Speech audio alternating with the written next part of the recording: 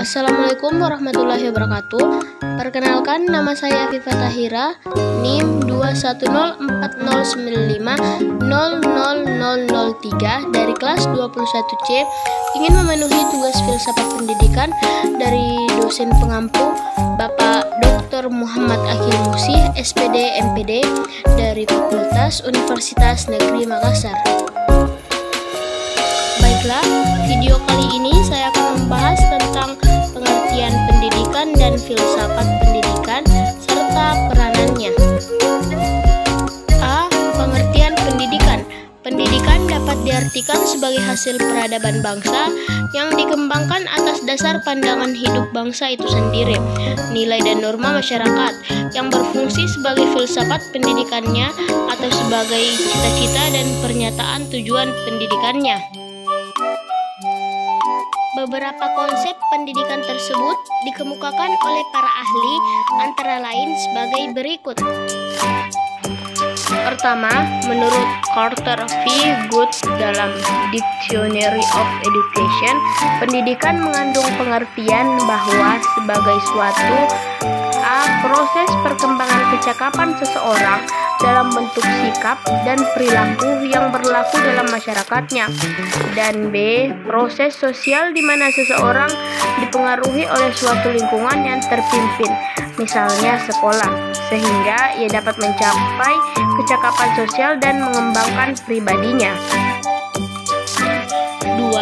Tim dosen IKIP Malang dalam bahasan tentang mereka yang menyimpulkan pengertian pendidikan sebagai berikut. Yang pertama, aktivitas dan usaha manusia untuk meningkatkan kepribadiannya dengan jalan membina potensi-potensi pribadinya, yaitu rohani, contohnya pikir, karsa, rasa, cipta, dan budi nurani, dan jasmani, contohnya panca indera, serta keterampilan-keterampilan lainnya.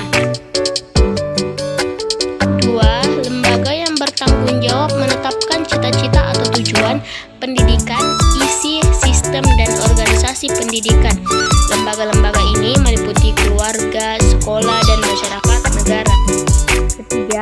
Hasil atau prestasi yang dicapai oleh perkembangan manusia dan usaha lembaga-lembaga tersebut dalam mencapai tujuannya.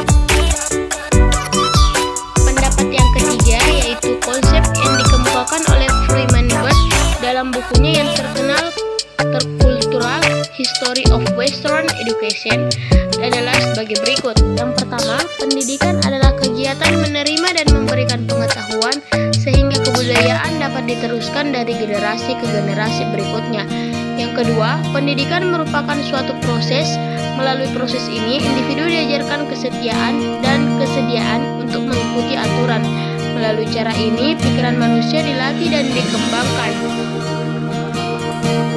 Yang ketiga, pendidikan merupakan suatu proses pertumbuhan. Dalam proses ini, individu dibantu mengembangkan kekuatan, bakat, kesanggupan, dan minatnya. Yang keempat, pendidikan adalah rekonstruksi dan reorganisasi pengalaman yang menambah arti serta kesanggupan untuk memberikan arah bagi pengalaman selanjutnya. B. Seluk-beluk filsafat pendidikan, yaitu pada mulanya, filsafat pendidikan adalah cara pendekatan terhadap masalah pendidikan yang biasa dilakukan di negara Anglo-Saxon di Amerika Serikat. Misalnya, filsafat pendidikan dimulai dengan pengkajian terhadap beberapa aliran filsafat tertentu seperti pragmatisme, idealisme, realisme, dan eksistensialisme, yang diakhiri dengan implikasinya ke dalam aspek-aspek pendidikan. Di Inggris, filsafat pendidikan dipusatkan pada prinsip-prinsip yang mendasar sekali dalam pendidikan, misalnya tentang tujuan pendidikan, tujuan kurikulum, metode mengajar, organisasi pendidikan, dan lain-lain. Di Belanda tidak dikenal filsafat pendidikan, tetapi yang ada hanya pedagogik, theoretische pedagogik, dan Opvoedkunde. Demikian pula di Jerman Barat tidak dikenal adanya istilah filsafat pendidikan, yang ada hanya pedagogi dan Erziehungswissenschaft. Namun, sejak munculnya aliran autonomi pedagogi di Jerman pada permulaan abad ke-20-an, maka ilmu mendidik telah berdiri sendiri sebagai suatu disiplin ilmu. C. Pengertian filsafat pendidikan. Pengertian filsafat pendidikan ada dua, yaitu yang pertama menggunakan pendekatan tradisional, yang kedua menggunakan pendekatan yang bersifat kritis.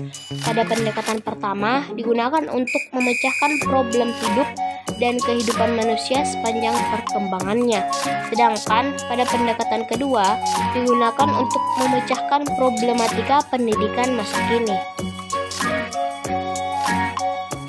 Pertama, filsafat pendidikan bermakna sebagai filsafat tradisional.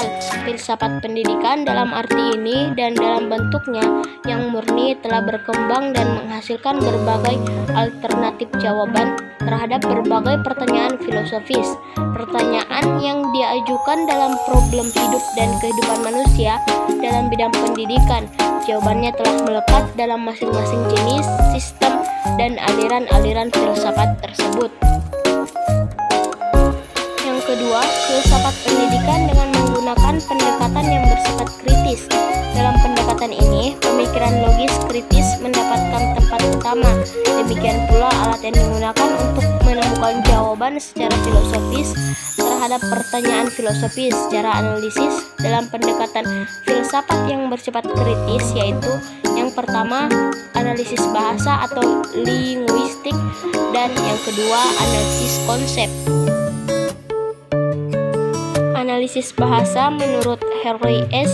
Schoulet adalah usaha untuk mengadakan interpretasi yang menyangkut pendapat atau pendapat-pendapat mengenai makna yang dimilikinya. Analisis bahasa sangat diperlukan untuk menghasilkan tinjauan yang mendalam.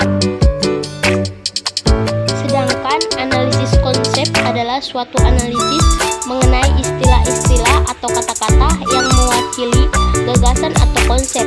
Jika dalam suatu analisis berusaha menemukan jawaban adanya sesuatu, maka apa yang dilakukannya ini adalah analisis filosofis.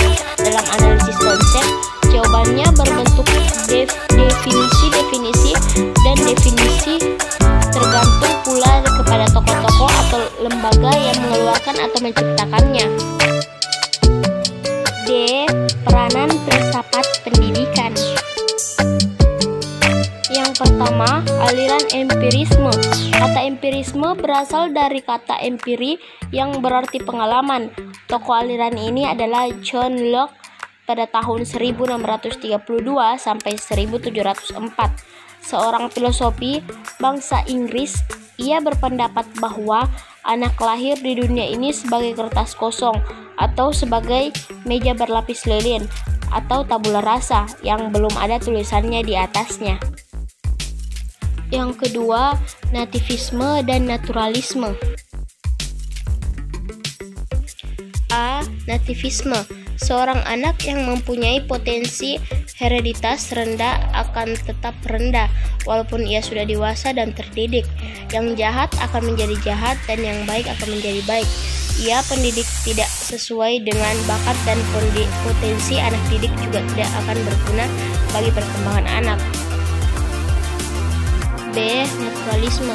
Pandangan aliran ini hampir sama dengan nativisme karena pandangan ini sering mengemukakan teori yang ganjil tentang kemungkinan manusia dapat dididik. Tokohnya adalah Jean-Jacques Rousseau pada tahun 1712 sampai 1778, seorang filsuf yang berasal dari bangsa Prancis. Yang ketiga, teori konvergensi. Tampaknya teori atau aliran konvergensi ini ingin mengkompromikan dua macam aliran yang ekstrim, yaitu aliran empirisme dan aliran nativisme. Tokoh aliran ini ialah William Strauss tahun 1871 sampai 1938, seorang ahli pendidikan bangsa Jerman. Kesimpulan dari video ini yaitu filsafat pendidikan itu adalah usaha-usaha untuk memahami sedalam-dalamnya hakikat pendidikan dari berbagai segi seperti eksistensi fungsi, ciri-ciri keguruan pelaku, hasil tujuan kurikulum, masalah-masalah serta cara-cara memecahkan masalah itu substansi filsafat pendidikan, kedudukan dan jajaran ilmu pengetahuan adalah sebagai bagian dari pondasi-pondasi pendidikan. Baiklah, mungkin itu dia video dari saya tentang pengertian pendidikan dan pengertian filsafat pendidikan serta peranannya. Kurang dan lebihnya mohon dimaafkan apabila ada kesalahan. Sekali lagi saya minta